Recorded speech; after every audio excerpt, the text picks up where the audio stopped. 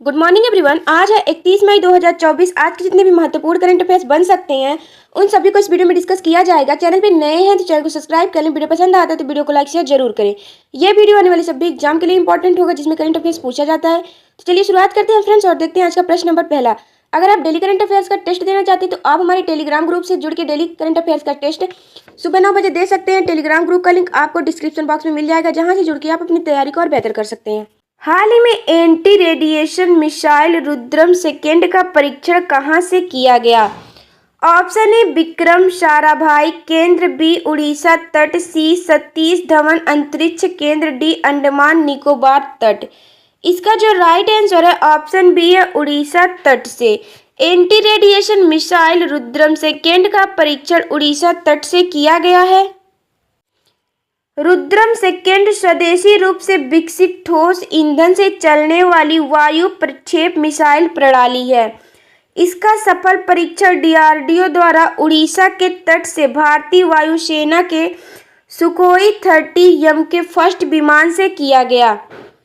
ये हवा से सतह पर मार करने के लिए डिजाइन की गई है, जो विभिन्न दुश्मन मिसाइलों को बेअसर करने में सक्षम है। इसकी मारक क्षमता जो है 350 किलोमीटर है। साथ ही इस मिसाइल को 3 से 15 किलोमीटर से प्रक्षेपित किया जा सकता है। नेक्स्ट है प्रश्न नंबर दूसरा है, हाल ही में संयुक्त राष्ट्र संघ द्वारा किस भारतीय शांति रक्षक को मरणोपरांत डैग हैमरस्कजाल्ड पदक से सम्मानित किया गया? ऑप्शन ए है अनुज सिन्हा, बी विकास अग्रवाल, सी प्रकाश श्रीवास्तव, डी धनंजय कुमार। इसका जो राइट आंसर है ऑप्शन डी है धनंजय कुमार को। यह पुरस्कार संयुक्त राष्ट्र के लिए अपनी सेवाएं प्रदान करते समय जान गंवाने वाले सैनिकों को प्रदान किया जाता है। इस वर्ष शांति रक्षक समेत 60 से अधिक सैन्य, पुलिस और नागरिक शांति रक्षकों को डैग हैमरस्कजाल्ड पदक प्रदान किया गया है।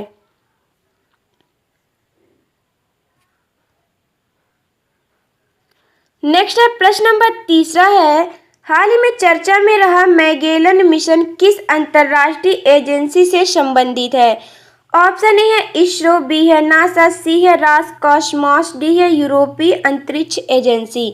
इसका जो राइट आंसर है ऑप्शन बी है नासा। मैगेलन मिशन अंतर्राष्ट्रीय एजेंसी नासा से संबंधित है। मैगेलन मिशन नासा द्वारा शुक्र ग्रह का मानचित्रण व अध्ययन करने के लिए लॉन्च किया गया था। हाल ही में इस मिशन के संग्रहित डेटा का विश्लेषण करने के बाद वैज्ञानिकों का कहना है कि उन्होंने शुक्र ग्रह पर लावा प्रवाह को देखा। इससे यह पता चलता है कि इस ग्रह पर 1990 से 1992 के बीच सक्रिय ज्वालामुखी था। नेक्स्ट है प्रश्न नंबर चौथा है, संयुक्त राष्ट्र शांति सैनिकों का अंतर्राष्ट्रीय दिवस कब मनाया जाता है? ऑप्शन ए 28 मई, बी 29 मई, सी 30 मई, डी 31 मई। इसका राइट आंसर है ऑप्शन बी 29 मई को। संयुक्त राष्ट्र शांति सैनिकों का अंतर्राष्ट्रीय दिवस जो है ये 29 मई को मनाया जाता है। 2024 की थीम है fit for the future building better together, अर्थात भविष्य के लिए तत्परता, साथ मिलकर बेहतर निर्माण। नेक्स्ट क्वेश्चन है प्रश्न नंबर 5वां है, हाल ही में किस देश को कोलंबो प्रक्रिया का अध्यक्षता प्रदान किया गया? ऑप्शन ए है अमेरिका, बी है ब्रिटेन, सी है भारत, डी है चाइना।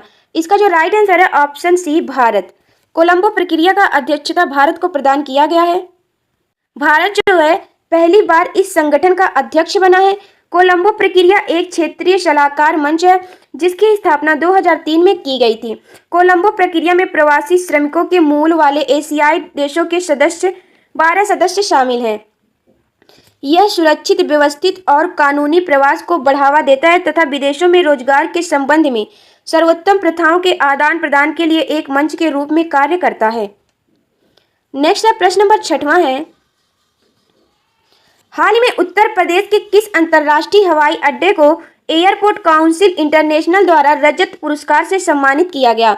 ऑप्शन ए है कुशीनगर अंतर्राष्ट्रीय हवाई अड्डा, बी है लाल बहादुर शास्त्री अंतर्राष्ट्रीय हवाई अड्डा, सी है चौधरी चरण सिंह अंतर्राष्ट्रीय हवाई अड्डा, डी है अयोध्या अंतर्राष्ट्रीय हवाई अड्डा। इसका जो राइट आंसर है ऑप्शन सी है चौधरी चरण सिंह अंतर्राष्ट्रीय हवाई अड्डा। इस हवाई अड्डे को जैव विविधता के संरक्षण और प्राकृतिक आधारित समाधान अपनाने के लिए एयरपोर्ट काउंसिल इंटरनेशनल एशियाई द्वारा रजत पुरस्कार से सम्मानित किया गया। इस हवाई अड्डे के आसपास के गांवों में 25,000 से अधिक सहजन, जिसे मोरिंगा के नाम से जाना जाता है, पौधे लगाने के लिए सम्मानित किया गया। नेक्स्ट है प्रश्न नंबर 7वां है, हाल ही में आउटलुक प्लेनेट सस्टेनेबिलिटी शिखर सम्मेलन में किस कंपनी ने sustainable championship editors choice award जीता? ऑप्शन ए है National Thermal Power Corporation Limited, B Hindustan Aeronautics Limited, C Rural Electrification Corporation Limited, D Indian Oil Corporation Limited. इसका जो राइट आंसर है ऑप्शन सी है Rural Electrification Corporation Limited. Outlook Planet Sustainability शिखर सम्मेलन और पुरस्कार गोवा में आयोजित किया गया। इस सम्मेलन में गैर जीवाश्म ईंधन व्यवसाय श्रेणी में पावर फाइनेंस कॉर्पोरेशन लिमिटेड को भी कॉर्पोरेट सामाजिक उत्तरदायित्व चैंपियन पुरस्कार प्रदान किया गया। नेक्स्ट है प्रश्न नंबर 8वां है, हाल ही में अग्निकुल कॉस्मॉस ने अग्नि बाण के उपकक्षीय रॉकेट का सफलतापूर्वक परीक्षण कहां से किया? ऑप्शन ए विक्रम साराभाई केंद्र, बी सतीश धवन अंतरिक्ष केंद्र, सी उड़ीसा के चांदीपुर तट से, D doctor APJ Abdul Kalam द्वीप से। इसका जो राइट आंसर है ऑप्शन बी है सतीश धवन अंतरिक्ष केंद्र से। सतीश धवन अंतरिक्ष केंद्र से अग्निकुल कॉस्मॉस द्वारा अग्निबाण के उपकक्षीय रॉकेट का परीक्षण सतीश धवन अंतरिक्ष केंद्र स्थित अपने निजी लॉन्च पैड से किया गया।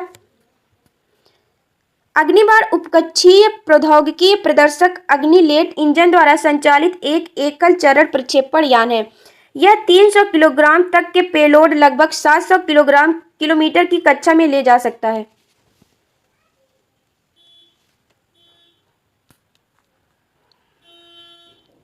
नेक्स्ट है प्रश्न नंबर 9वां है, हाल ही में भारत के किस विश्वविद्यालय द्वारा एडमिशन में सिंगल गर्ल चाइल्ड के लिए अलग से कोटा निर्धारित किया गया? ऑप्शन ए दिल्ली विश्वविद्यालय, बी चंडीगढ़ विश्वविद्यालय, सी बनारस विश्वविद्यालय, डी अलीगढ़ विश्वविद्यालय।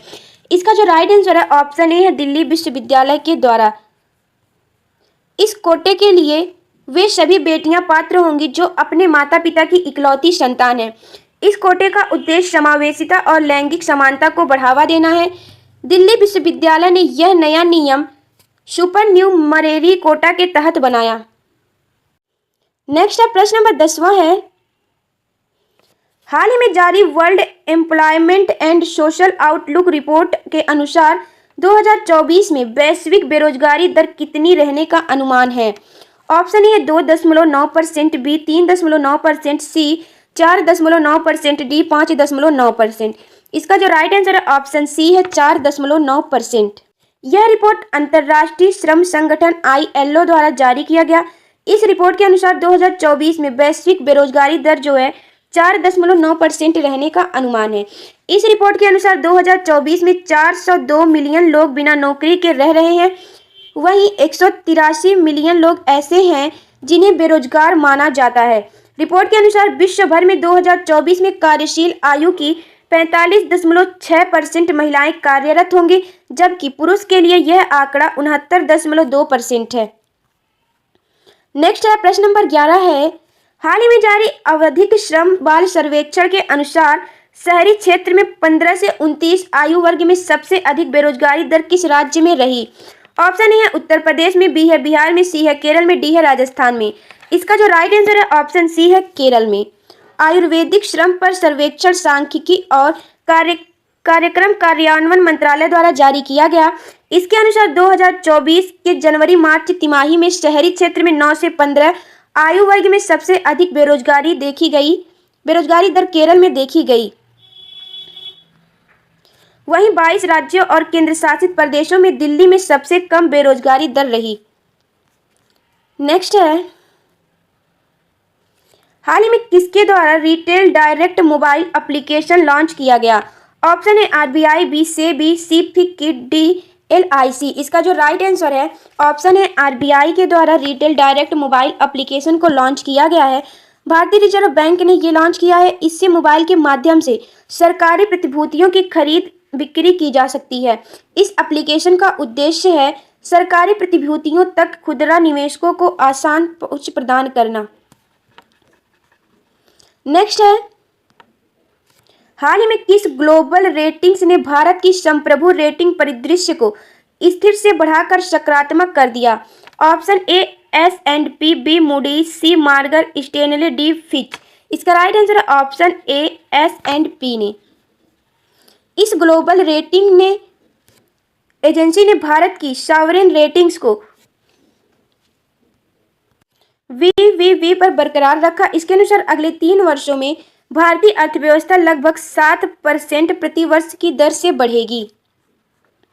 नेक्स्ट है प्रश्न नंबर, हाल ही में विश्व स्वास्थ्य संगठन द्वारा योग सत्र कार्यक्रम वॉक द टॉक का आयोजन कहाँ किया गया? Option A Geneva, B Dubai, C New Delhi, D न्यूयॉर्क। इसका जो राइट आंसर है ऑप्शन ए है जनेवा में। नेक्स्ट है, हाल ही में आरबीआई द्वारा वित्त वर्ष 2025 में वास्तविक जीडीपी विकास दर कितना प्रतिशत रहने का अनुमान लगाया गया है? ऑप्शन ए है 6%, बी है 6.5%, सी है 7%, डी है 7.5%। इसका जो राइट आंसर है ऑप्शन सी है 7%। आरबीआई द्वारा वित्त वर्ष 2025 में वास्तविक जीडीपी विकास दर 7% रहने का अनुमान लगाया गया है। नेक्स्ट है, हाल ही में विज्ञान एवं प्रौद्योगिकी विभाग द्वारा जलवायु परिवर्तन सम्मेलन का आयोजन किस भारतीय प्रौद्योगिकी संस्थान में किया गया? ऑप्शन है IIT Bombay, B IIT Delhi, C IIT Roorkee, D IIT Madras. इसका जो राइट आंसर है ऑप्शन बी है आईआईटी दिल्ली। विज्ञान एवं प्रौद्योगिकी विभाग द्वारा जलवायु परिवर्तन सम्मेलन का आयोजन भारतीय प्रौद्योगिकी संस्थान में किया गया। नेक्स्ट क्वेश्चन है, हाल ही में फिक्की द्वारा कोल्ड चेन और लॉजिस्टिक शिखर सम्मेलन का आयोजन कहाँ किया गया? ऑप्शन है मुंबई, बी बंगलुरु, सी नई दिल्ली, डी अहमदाबाद। इसका जो राइट आंसर है ऑप्शन सी है नई दिल्ली में कोल्ड चेन और लॉजिस्टिक शिखर सम्मेलन का आयोजन किया गया। हाल ही में विश्व आलू दिवस कब मनाया गया? ऑप्शन है 27 मई, बी 28 मई, डी 29 मई, डी 30 मई। इसका जो राइट आंसर है ऑप्शन डी है 30 मई को। विश्व आलू दिवस 30 मई को मनाया गया है। यह 18 दिसंबर 2023 में संयुक्त राष्ट्र महासभा ने 30 मई को अंतर्राष्ट्रीय आलू दिवस रूप के नामित करने का निर्णय लिया। आलू के विविध पोषण संबंधित आर्थिक, पर्यावरणीय और सांस्कृतिक मूल्यों के बारे में जागरूकता बढ़ाई जा सके और एक अमूल्य खाद्य प्रशासन के रूप में और ग्रामीण परिवारों और उत्पादों के लिए आय के स्रोत के रूप में इसके योगदान के बारे में जागरूकता बढ़ाई जा सके, ताकि सतत विकास के लिए 2030 एजेंडा को लागू किया जा सके और इसके तहत विकास लक्ष्यों को प्राप्त किया जा सके। प्रथम अंतर्राष्ट्रीय आलू दिवस का विषय हार्वेस्टिंग डाइवर्सिटी फीडिंग होप है, अर्थात विविधता की कटाई आशा का पोषण है। नेक्स्ट है प्रश्न नंबर 19 है, हिंदी पत्रकारिता दिवस कब मनाया जाता है? ऑप्शन है 28 मई को, बी 29 मई को, सी 30 मई को, डी 31 मई को। इसका जो राइट आंसर है ऑप्शन सी है 30 मई को। हिंदी पत्रकारिता दिवस जो है ये 30 मई को मनाया जाता है। हिंदी भाषा का पहला अखबार जो था उद्यत मार्तंड था। इसे 30 मई 1926 को युगल किशोर शुक्ल ने आरंभ किया था। इतिहासकार पंडित युगल किशोर शुक्ल को भारतीय पत्रकारिता के जनक माने जाते हैं। बंगाल में हिंदी पत्रकारिता का शुरुआत जो है इसका श्रेय राजा राम मोहन राय को दिया जाता है।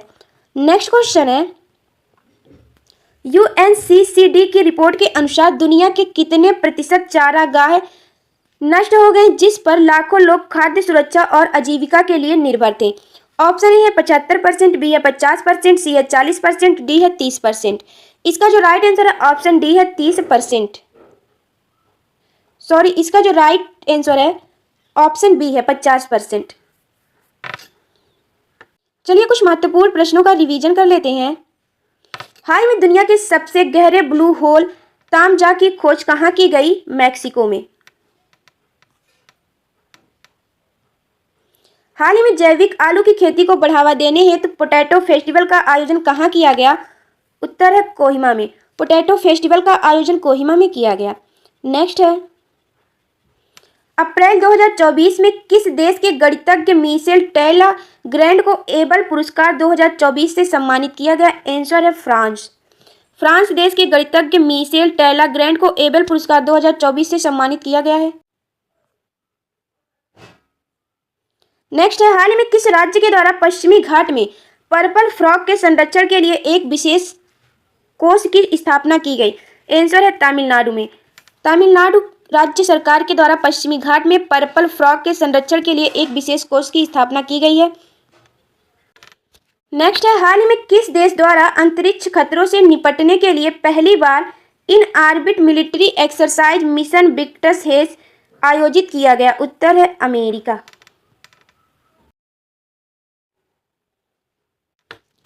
इस प्रश्न का आंसर आप सभी को कमेंट बॉक्स में बताना है।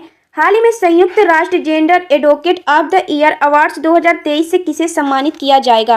ऑप्शन है major Vaishali Jha, B major Radhika Sen, C major Alka Srivastava, D major Swati Srinagar. इसका जो राइट आंसर है आप सभी को कमेंट बॉक्स में बताना है। आज की वीडियो में बस इतना ही। वीडियो पसंद आया तो वीडियो को लाइक करें, चैनल को सब्सक्राइब करें। डेली करंट अफेयर्स के लिए आप हमारे टेलीग्राम ग्रुप से जुड़ सकते हैं।